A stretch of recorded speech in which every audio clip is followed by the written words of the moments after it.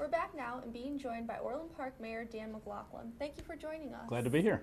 Great. We're here today to talk about the preservation of open space in the village. Now, you created the village's Open Lands Commission in 1995. Can you tell us a little bit more about the history of this group?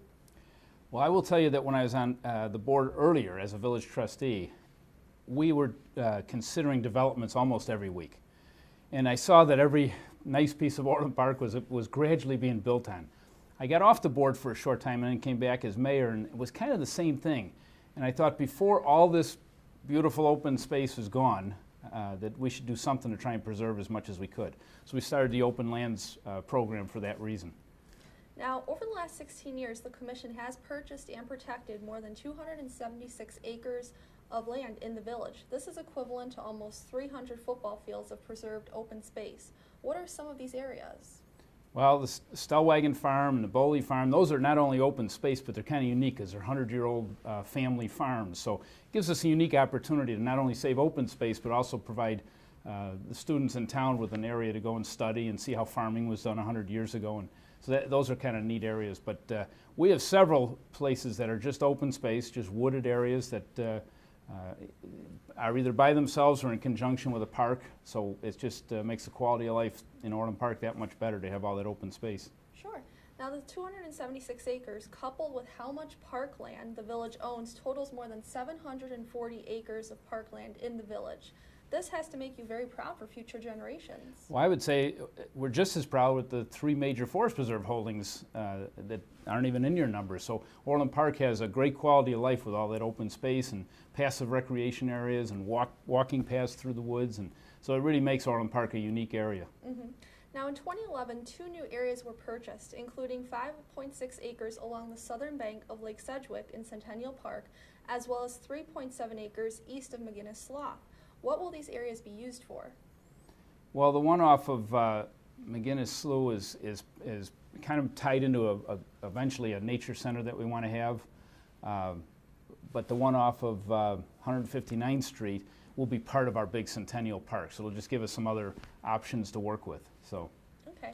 Now, all of these spaces will remain open for the enjoyment of village residents. Can you tell us some of the specific plans for these areas? Well, quite frankly, if they're purchases of open space, then there really isn't too many plans. It's to keep it open and in its natural, for the most part, in its natural condition. When we buy a park for parkland, then we'll either develop it for ball fields, playgrounds, some other uses. But if it's open lands purchases, for the most part, it stays as is. Mm-hmm. Now, how can people help the Open Lands Commission? Can they donate? Does this group hold fundraisers? Well, it was created as a nonprofit so that we can take donations and people can use it as tax write-offs. We can also take donations through wills if people want to leave money or property to the Open Lands Commission. So there's a lot of ways that we have different fundraisers through the course of the year. The whole idea is the more money we can raise, the more properties we can buy, and there's still some choice pieces of property in Orland Park that could be preserved. Is there anything else you'd like to add about the Open Lands program in the village of Orland Park?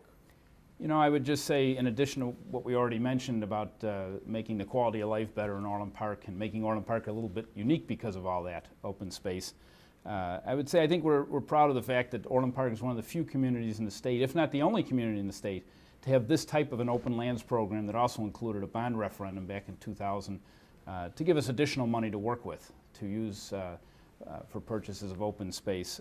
Usually that type of an open lands program that includes a bond issue and all that is usually done by counties. That's the forest preserve districts in the different counties usually purchase open space with bond issues. So anyway, I think we're kind of unique in that sense, and we're all proud of the kind of quality of life we have in Orland Park.